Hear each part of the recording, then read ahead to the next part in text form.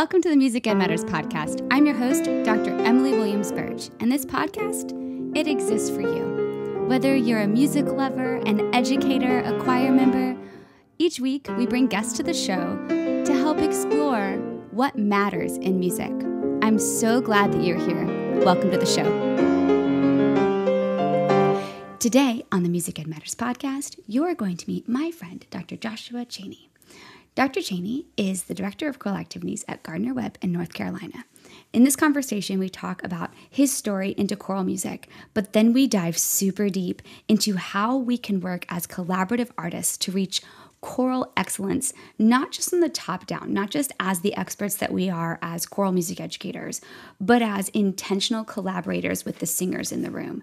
Josh gives us so many examples of how he got to this research area and this interest area, and how it's not just about creating music, but creating music with the people in the room.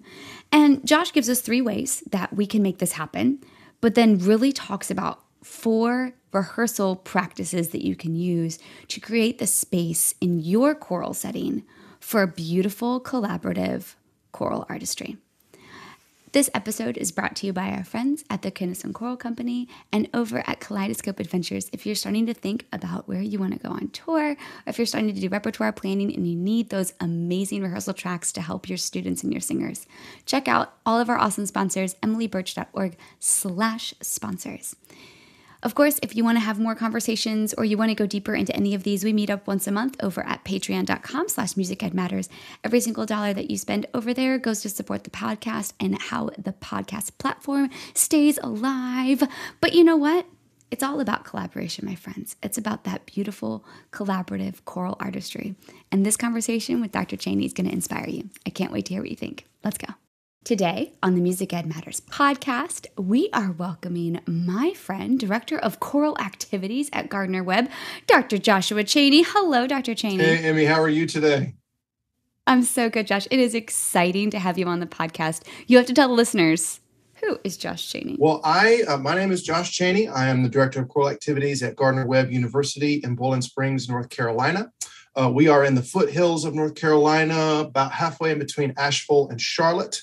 And so we are officially WNC, Western North Carolinian institution. And I've been here for 2 years. This is about to wrap up my 2nd year at Gardner-Webb, and we're having a big time doing music, singing songs. Which surprises me zero. I have to tell the listeners how I met you. So I was in my doctoral degree. You were done. I think you were writing. Yes. If you weren't done writing. I had writ and was waiting to do my my defense, which was like a week after this event was over that you're about to talk about. Okay. So I think I was right after year 1, before year 2. So the shock of going back to school had worn off, but the sheer, oh my gosh, what I have to do in the next year and a half was there. And we went to England, we being the cohort from University of South Carolina with Alicia Walker, and y'all being the cohort with Dr. John Dixon from LSU. We met in England and we walked hours. We walked so many hours. And we sat in so many cold cathedrals to get lessons. We had so many hours of lectures in cold cathedrals. And I remember you were like, yeah, I'm not going to go to that. I'm going to go say. Definitely skipped some of those. I definitely did that. I was so jealous. But what I love about you, Josh, is that you've always been so authentic. You can show up in a suit, or you can show up with your hat turned on backwards. You can be the professor that has the knowledge to share and the collaborations to create, but you can also just be super cool. Well, I hope so. I just try, to be me, because I find that when I don't do that, I really suck at it, and it gets real awkward real fast. And I imagine it gets awkward fast when I'm myself sometimes, but it's way worse when I'm trying to play the choir game too hard. And so, that is, for those in the back, we'll have to say that one again. Don't play the game, be you. Yes, indeed. How did you get into music, Josh? So I think I've always been into music. I was one of those folks who, both in church and in the car, knew all the words to all the songs as a child. And so for me, that was riding around in the back of a blue Ford Explorer in Fayetteville, North Carolina, listening to Alan Jackson and Reba McEntire, and knew every word to every song that my parents were blasting, and the hymns and whatnot. And I got into music at school. I'm an Army brat, and so have lived around. And in fourth grade, my father was stationed at Fort Monroe in Virginia. And that fort has since been decommissioned, if I'm not mistaken, but it's in the Hampton Roads area of Virginia. And I went to a little Lutheran school in Hampton, Virginia. I believe it's called Gloria Dei Lutheran School. And I picked up the saxophone in fourth grade because I suppose at that school, or maybe in the entire state of Virginia, I don't know, they start band in fourth grade. At least at that school we did. And so I started playing the alto sax because I thought it looked cool.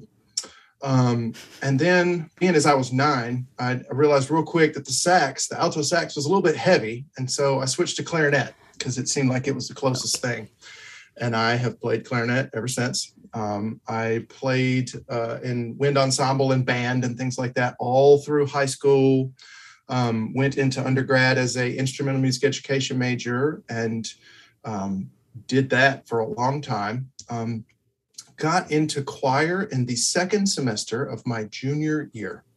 Of college? Yes. Well, hold on, that's kind of untrue. So in my 7th grade year, the choir director at my tiny little private school in Fayetteville started a choir. And we had choir for 1 year, and I sang in it in 7th grade. But then she had a child. And rather than replacing her, they let that position end for 7 years while she took care of her son growing up. And once her son got to the age where he was going to school with her every day, basically it's a K-12 school, she came back. But if you're counting, I'm sure you've realized that by that point I had already graduated. And so when choir stopped, I just kept doing band. And I got sucked into choir. People laugh at this, but it's the honest to God truth. So in my junior year, I was dating a singer, and I went to the fall choral concert, and they sang Cloudburst by Eric Whitacre. And if that wasn't the coolest freaking thing I'd ever heard. And so the next semester, I was like, well, guess I better sing in choir because my girlfriend's in choir, and that Whitacre piece was pretty cool.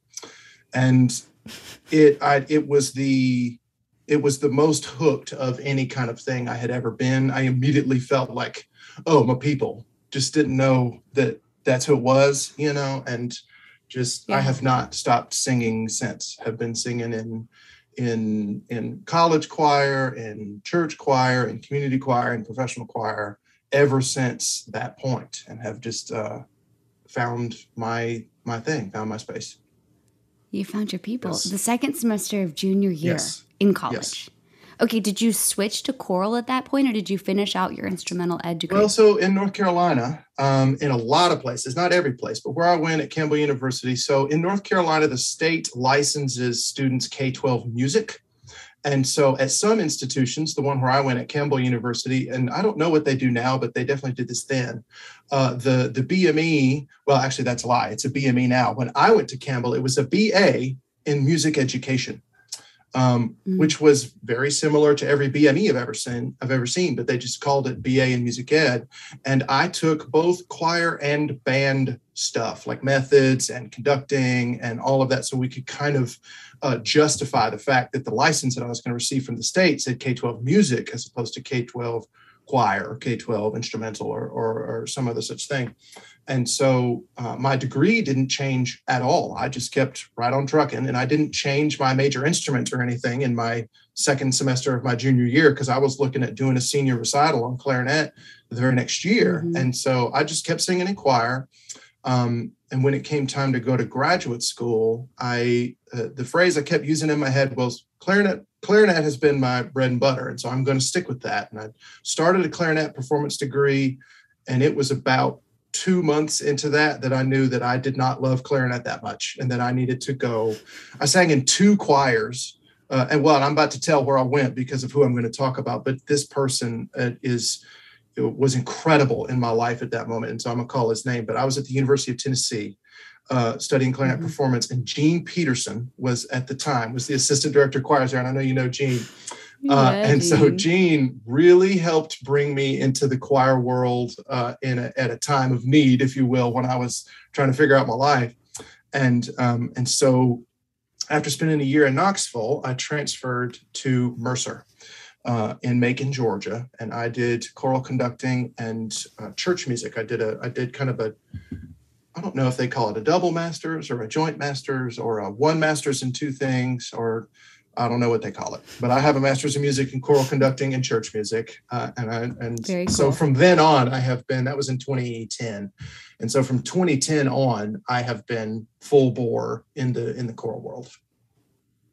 And you teach at the college now, but you had the sacred part. How did you know you were going to need that sacred choral thing? Did you know you were going to work in church? No. Or was that because you grew up going to private schools? It was because I grew up, and it was even though the private schools I went to were all religious based, it wasn't so much that as it was that I looked at the degree plans one day and saw that by adding, I think it was just 2 or 3 courses on top of the choral conducting curriculum at Mercer, I was able to finish both of those degrees, and the extra things were all very theological, philosophical music stuff, as well as a couple trips to visit different programs and how they were run.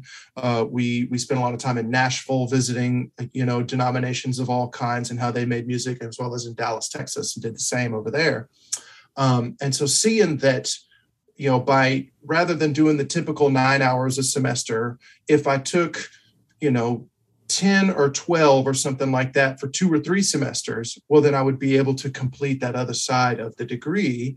And the music folks and the administration at Mercer said, yeah, that sounds good as long as you maintain, your academic integrity. And I was able to do that. And so they let me go right along. And I had no intention of ever working church full time.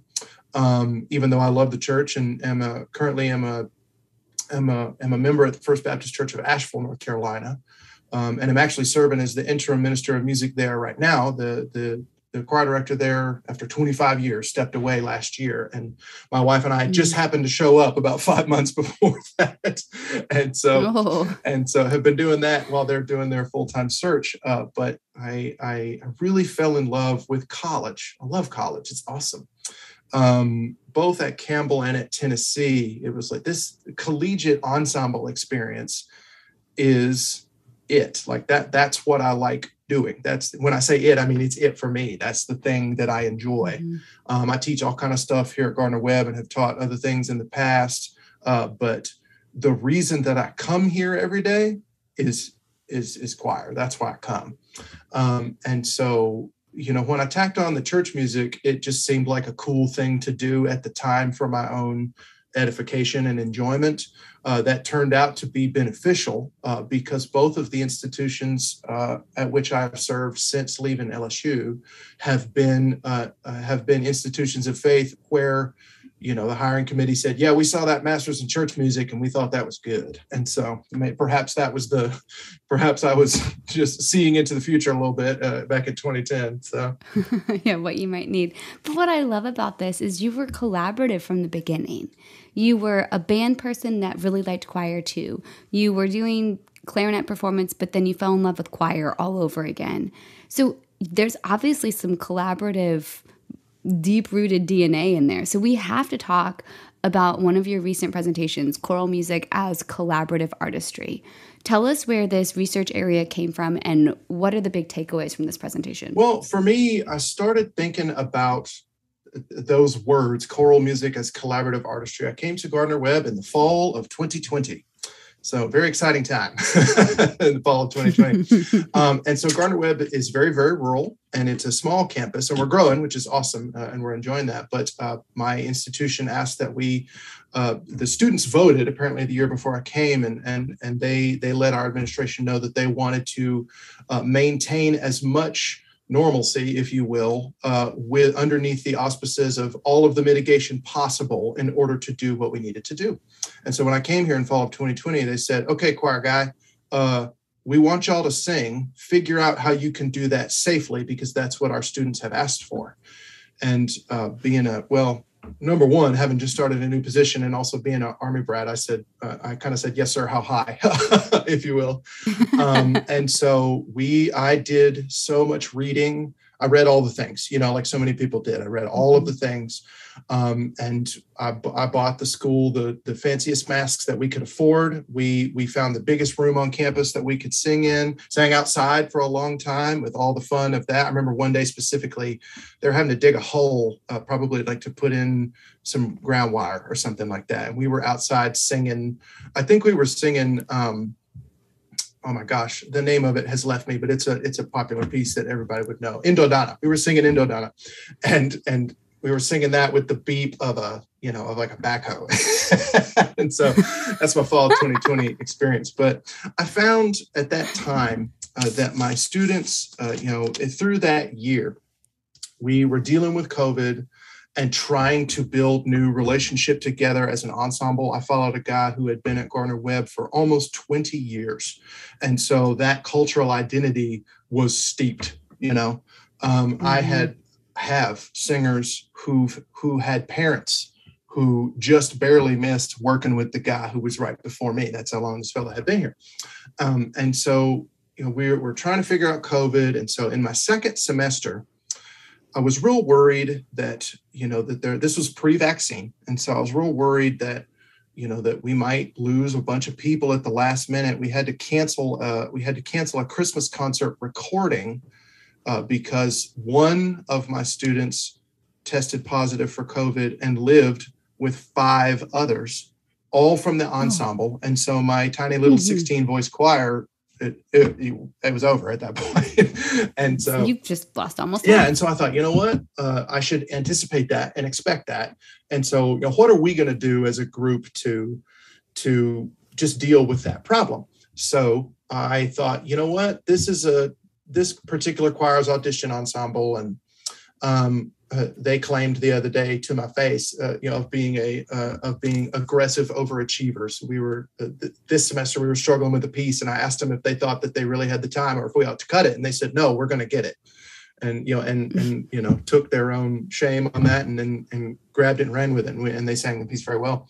But so that semester, a year ago, in spring of 21, I thought I'm just going to program a whole bunch of hard stuff that we can really sink our teeth into musically, and hopefully the challenge of the repertoire. This is a choir that appreciates just challenging stuff for challenge sake. I thought the likelihood is we're not going to learn all these songs, and it's also entirely possible that we will not even be able to perform because of the realities of COVID-19. And we went through the semester, and we were mitigating all along, and had a kid who had to quarantine every now and again, but actually never ended up with anybody who tested positive for COVID through the whole front half of the semester. And we kept working this crazy hard concert I'd programmed, and kept working it. And they learned all the music. They learned it all. And so I thought, okay, well, this is wild. I didn't anticipate this. But so we performed the concert. And it was great concert. And I felt really good about it in regard to the fact that we had gotten it done. I thought that was cool. I thought it was awesome that they had risen to the challenge, that we had risen to the challenge. But I didn't feel as fulfilled, I think, as I hoped. And I wasn't sure why. And I thought about that a lot. It's like, well, is there something wrong with me? Is there something wrong with this place? And of course, the answer to both of those questions was no. It's just, there's just something. And after a while, I began to realize what it was, is that when I conducted our ensemble for that whole first year through that event, my students were very much engaged with recreating my vision of the music, my gesture of the music, to absolution is the word I'm looking for, to absolution, to doing exactly what I said. And I began to think about that, and I was curious as to why that was unfulfilling for me. Why is it, if this ensemble, like I like challenging stuff, I like hard songs. We sang all sorts of hard stuff. I thought that was cool.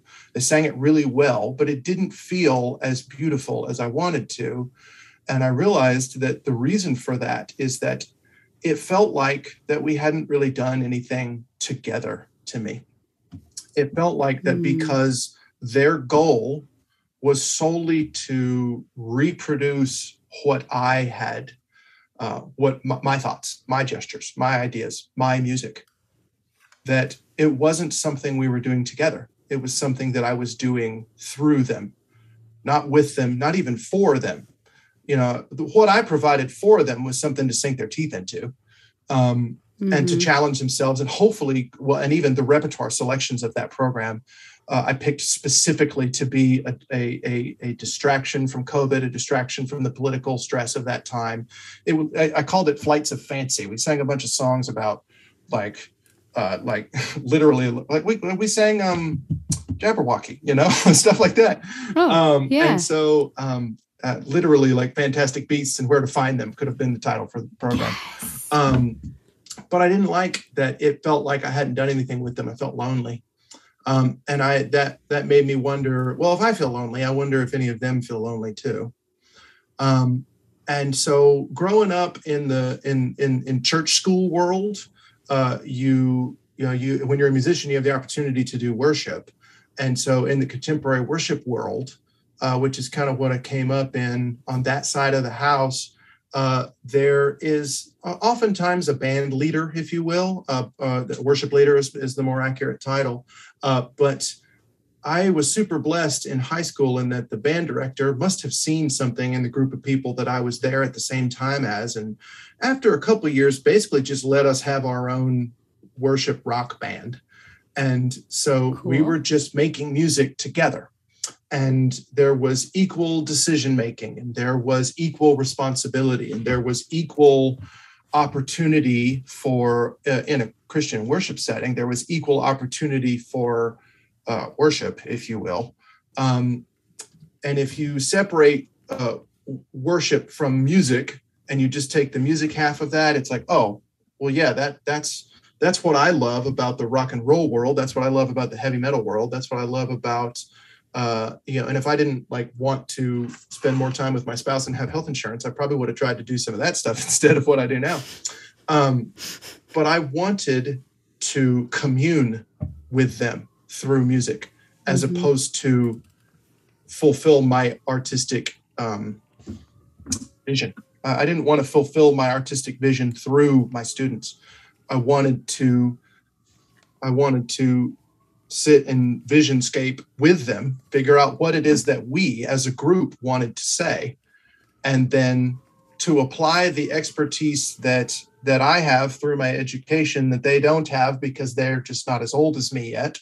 I wanted to make art with them and not for them or through them, because I'm a pretty extroverted person and love community and want to be friends with everybody.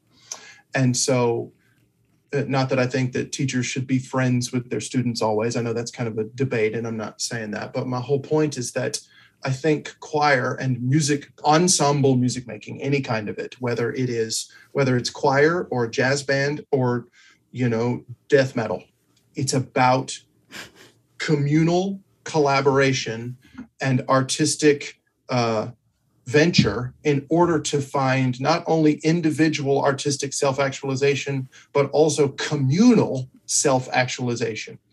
And so once I started realizing that, it's like, oh, well, I kind of think that's what choir is supposed to be. It's like, all right, well, how does that impact literally everything that I do in regard from... So it started with rep choice because I needed to pick rep for the 2021-22 school year, which we're in right now.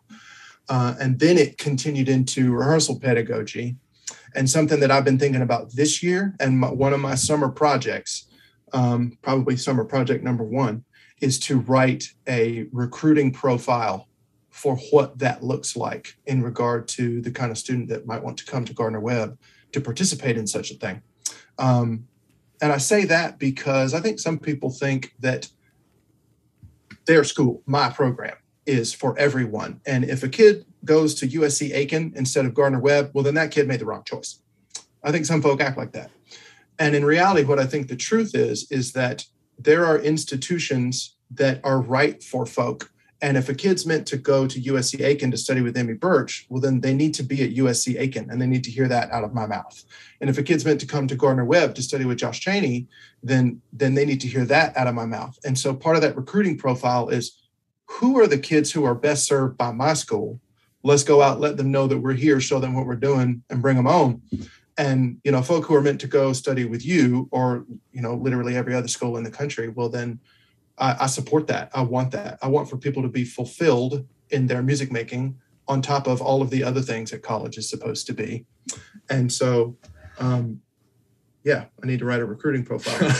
I love that idea. I really like what you've just talked us through is so interesting, because we went from how you took your story and you were able to reflect. So the first advice you gave us is to pause and reflect and think, why was that unfulfilling? And we'll talk more about repertoire selection, because I want to talk about more of those fantastical flights of the fancy. But, first we need to reflect and know that it might change. Yeah. And what you're saying is it might have been rewarding in that way pre-COVID. Mm-hmm. It might be rewarding in that way again in the future, maybe, who knows. But really, it sounds like you took time with yourself to figure out what is fulfilling about choir for you and your students. And I think that unique approach is so important, especially post-COVID, while we're finding the time to communicate and connect and learning how to re-engage and how to show up and do hard things when we're so used to sitting behind a screen or not being held accountable. What are some of the things that you've used to engage the students in your rehearsal? We'll talk more about repertoire in a second, but let's talk about that rehearsal pedagogy piece. Let's scroll down. What are some of the things that you've done? So when I gave a presentation on this in Alabama MEA, and it was funny because it was at 8 a.m. And so if any of y'all have ever been to or given an 8 a.m. Conference session, you know that when the 8 a.m. starts, there's like 3 people in there. And one, you got to refrain from being offended at that point, because usually at an 8 a.m. that people are actually interested in, by about the time it's over, you got you a little bit of a bigger crowd. And I had to remind myself of that at 8 a.m. at that session, because I was like, oh, I'm devastated. There's 3 people here and 2 of them went to school with me. Oh, no. And so, but by the end of it, some more folk had trickled in. And so in this session, I talked about, because what and why are so great, what and why are great. But question I ask my students a lot is, well, how do you dunk a basketball? And they say, well, you jump up and you dunk it. And it's like, yeah, can you do that? And they usually say, no. And I say, no, me neither. And so sometimes an idea or the understanding of a process is one thing, but then actually training and building one's own skill to be able to do things is a whole nother matter. I think there's a difference between simple and easy. And so anyway, I think that this starts with a diversity of rehearsal practice. And for me, it's just really 4 simple things. And, I'm sure that some folk will think that the inclusion of the opposite of these is insane, but I really think you need all 4 of them. And the first is that sometimes with some styles of music, you got to do some rote learning. And that means that, sing it with them, and then they sing it back, you sing it for them, they sing it back. It's rote, right? We all know what rote learning is. And when I was teaching middle school, I kind of gained this emotional idea of rote learning, that if I'm doing this, I'm trash. If I'm rote learning my students, if I'm teaching my students using rote learning, then that means I am a pathetic excuse of a choir director, and I ought to retire and go do something else, and, really through the efforts of our African-American colleagues in ACDA and in NAFME. NCMEA is the North Carolina branch of NAFME. I kind of really learned it's like, maybe that's a little bit foolish and I ought to check myself, and it's like, man, rote learning teaches. And sometimes our students come from a space where that's kind of how they grew up doing it, or that's how they've learned doing it in the past. Or maybe, God forbid, the repertoire that you're working on is actually best served by that teaching style. And so just go ahead on and get off your high horse, is what I had to tell myself, quite honestly. And so I think that this is what I wrote. And so maybe this will sound a little bit smarter because I actually, thought about what it is I wanted to say. The master, and so the master is us. The master is a teacher, right? Maestro. The master's role as a collaborative member should be one in which the master is capable of the style and techniques required and shares those as necessary. AKA, you got to be able to sing it. The master's role as a collaborative member should be one in which the master equally edifies and makes available the experience and expertise of those members of an ensemble for whom the music and style is culturally native. Those members' lived experience and expertise is equally valuable, if not more so valuable, than the culturally extrinsic educated experience of the master. And so I went to college a whole bunch to be good at choir directing and got taught via an extrinsic musical process, the academy. I got taught by an extrinsic musical process how to do music that was not innately part of my cultural, ethnic background, identity, all of that kind of thing. There's other kinds of music that I learned intrinsically. All of my family is from Western North Carolina, so Appalachia, right? The music that comes from that place, from this place, it's right here, you know, it is in me deeper than knowledge that one gains from school, I think. So, well, then that means that everybody has that. And so that means that my students have that. And so that means that my students who come from different cultural, ethnic background, all of those words that cover all of those things, the ones that come from different places than me, they have that intrinsic musical, innate understanding about styles that I don't. And so what I think is that intrinsic value is greater than extrinsic teacher value. And I can create a collaborative space and a community when it's like, oh, we're singing something that's different from Dr. Cheney's musical background. Hey, y'all share with us aspects of that. What is that like? How does that work? And let them be the master. Let them be the master, because I think music is innately human. I think the thing that makes a musician is a person deciding they want to make it. Usually people first make music out of who they are. And, you know, and so who we are is very much informed by all of the things that make us. And so no amount of education trumps that. No amount of education trumps that human learning process, if you will, that simply comes by being alive and being with your people. And so that rote learning is sometimes more appropriate than note reading because of the music at hand, right? And I think sometimes people want to make that a white-black thing, and I don't think that's a white-black thing. And I think if people are trying to make that a white-black thing, they probably ought to learn some more songs. And anyway, I don't know. I think this is great, though. You're bringing the collaborative spirit through not just the repertoire you're picking, which we haven't even gotten to, and we're probably going to have to do another episode on that. This is too good.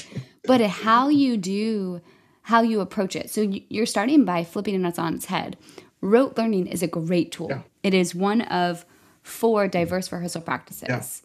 And it's allowing space for your students to come in and collaborate. This is great, Josh. Okay, give us the second one. Second one is note reading. It's the other one, if you will. It is my belief that the ability to read music provides ineffable value for all individuals who have been given it. This opportunity should be offered to all individuals, regardless of any delineating factor. The struggle to accrue excellence in music making through note reading is a shared lived experience that develops community in the individuals who endure it together. When the repertoire is appropriate for the individuals in the room, it is my belief that it is the master's role to provide that opportunity for students. There's nothing wrong with learning music via note reading. There's nothing wrong with learning to read music. And I watch my students grow in community together through me making them do it. You know, like the shared experience of, oh man, I missed that stupid interval again, or oh man, that one chord's weird, right? And then they laugh about it together. And you watch them become family after you give them after you give them the piece for the first time and they have to read it down. I love the process of handing them a piece of music for the first time, them, having the amount of success that they have, whether it's 1% or 99%, and then having to go back and pay more attention to each other in order to make it better. Yes. I love that. And so that human connection piece. Yeah. And through note learning. Yeah. And so I think people need to rote learn. I think they need to note learn, rote and note, if you will. Yes. The next one is obvious as well. Sometimes you got to conduct the group. Some repertoire has essential elements that require the art of conducting gesture to achieve communal artistic excellence. It is the role of the master to provide that expertise for the artistic community. I don't mean this as a boast when I say that in my rehearsals, I'm the best conductor in the room. I should be, right? That's my job. It's the third word of my title, director of choral, right? Or the first word, depending on how you look at it. Like, we should be the best conductor in the room. And when that skill and expertise serves the goal of the community, use it. We did the Stroop conversion of Saul this past concert cycle that we finished a couple weeks ago. And they were good enough with that odd rhythm that they almost got to where they could have sang it without me doing that. But we weren't there. And I saw that one day and it's like, no, we need this. We need the expertise that I have to make this beautiful. And so I did it. And so here's the opposite of that. I believe, especially after having done it for a little bit, that sometimes it's better to not conduct and sometimes it's better to sing with the choir. And I know a lot of people shy from that idea harder than just about anything that people shy from in what we do, because you don't want you don't want them, coattail riding on you. One of the most impactful choral experiences I ever had. So in 2012, 2013, I lived outside Raleigh, North Carolina. I was teaching at Harnett Central Middle School. And I sang with the North Carolina Master Chorale with Al Sturgis, who's incredible. And the North Carolina Master Chorale has a small professional chamber chorus called the North Carolina Master Chorale Chamber Choir, I believe is what it's called. And there was a tenor on leave, like I think it was basically like a professional choir paternity leave is what it was, if I'm not mistaken. And so Al had me sub. And that was my first truly professional choral experience. And I thought it was pretty good, like most people with a master's do, I imagine. And then you get in there with these people who have been doing that kind of high level singing. And I was like, oh my gosh, strap it on, son. It's time to go, and very quickly learned so much more about not being a choir director, but about being a chorister. I learned about being a chorister by singing with the tenor section in North Carolina Master Chorale Chamber Choir. Those folks whooped my butt. And it felt a little bit like the player coach model, where people like LeBron James talk about empowering and improving people's abilities and skills by forcing them to face your betterness, and perhaps forcing is the wrong word, but by letting them live in the space with it. Basketball and choir separate themselves in that in basketball, people are actively competing against each other. And we don't do that. It's more like we are actively striving towards excellence together. And so I just believe that sometimes the students sing more together when they have to find rhythm from collective breath, when they have to find where to place beats and ritardando and accelerando and, emphasis of text, when they have to find that from each other. What is it about my musical spirit that makes it better than theirs? Nothing. They're people just like me. Their art is just as valuable as mine. Just because I have a DMA and an MM and a BA, or I have a bunch of letters. It's just letters, right? And their artistry is just as valuable as mine. And I thought that perhaps they would sing better together if I stopped conducting and sang it with them instead. I wrote, some repertoire does not require the art of conducting gesture to achieve communal artistic excellence. Some students benefit more greatly from experiencing the master's expertise as a singer than the master's expertise as a conductor. More importantly, placing oneself within the group rather than in front of the group reinforces the idea that all members of the communal artistic entity, aka the choir, regardless of expertise in technique, are welcome to engage in individual and communal growth. My technique in conducting and singing should be the best in the room. But my artistic integrity is not more valuable than theirs is. And so how can I use my technique to help them find their artistic integrity? Because for me, the goal is not to make great music, it's to make great people. And so, yes. Anyway, I'm harping on a little bit, but I love that line right there a lot too. Through all of this, the goal is not just beautiful music, but great people. And Josh, I love that you're saying all these things because I preach it all the time to my music ed kids. The singers in front of you, the instrumentalists in front of you, the musicians in front of you will not always be in front of you. Mm-hmm. At some point, they have to be empowered to be musical without you because they will grow up. They will move to a different choir. Whatever happens, they have to learn more than just the alto 2 part on 12 songs twice a year. Yeah. Well, and you're giving us great examples of how. That's what I didn't see in our Blights of Fancy thing was it's like, oh man, this felt like a flex of my technique, of my expertise. And it didn't feel like a flex of their spiritual, emotional outpouring. And like, I'm trying to get that other thing, But isn't it so cool that we have a profession? I mean, you're so funny. I love that you joke about, we're the nerdiest choir people in the room. Yeah. And it's just choir. And I love that I can call you and be like, oh my gosh, choir nerd moment. Yeah. And what we're saying here is that you can go deeper than that choir nerd moment and bring the whole person to the table. And each of those whole people in your room are creating something that is so unique and special. Yeah. Well, I think it's not enough for us to say that everybody in the room has an equal place without using the expertise and tools that we have to actively create that through the everyday activity of making music together. And so I love conducting gesture. There is the art of conducting gesture, but I didn't learn to conduct because I love conducting. I learned to conduct because I love people. I didn't learn to sing good because I love singing. I learned to sing good because I love people.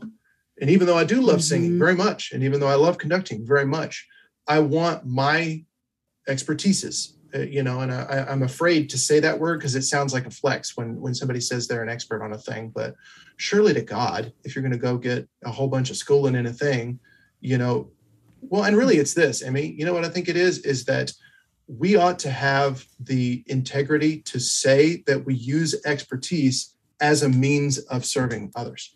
If expertise is not for that, then what is it for? Right. What did you go to school for? Yeah. I think you've so perfectly articulated why I choir. I love the sound of choirs, but the people. Oh my goodness, Josh, This is great. Okay. You're going to have to come back on the show because we have to talk about the process of programming and we have to talk about best practices in choral program administration, especially for new choral directors. So push pause on those two awesome topics. Yes, I will do that. Because this is so good. I want to make sure the listeners get to digest this. Before we wrap up for today, what's the one thing that you want them to know that really matters? Oh my gosh. Find ways to make art together. Find ways to make art together. And you'll know what the ways are by applying creative, inspiration that we all have, by applying it to the situation in your room, in your school, in your town, in your state, in your country. It's perfect. Josh, thank you so much for coming on the podcast, the first of many visits, I'm sure. Yes, ma'am. Thank you. I really appreciate it. Do you feel motivated to create art together, to create a space where each person in your space has a voice and a way to be heard? I'm really excited to see what you take from this and how it impacts your world. I'm really thankful for people like Josh Cheney who are willing to give up their time. If you have ideas for guests, you can join us over at patreon.com/musicedmatters and weigh in on who our guest would be. But we're definitely going to have Dr. Cheney back. He has 2 other awesome presentations that I totally want to unpack with him on the podcast. Y'all, you are doing amazing things. You are an expert. You are artistic excellence. You are doing exactly what you're supposed to be doing. This is choir. No one's going to die doing it. It should be fun and enjoyable. Remember the reasons why you came together. Like Josh said in this episode, he conducts because he loves being in choir with people. He sings because he loves being in choir with people. And the choral artistry is the bonus, I think, from being with the people. Whatever it is that gets you excited about music, you, my friend, you matter. We all know that music matters, especially glorious collaborative choral excellence. And I will see you next time.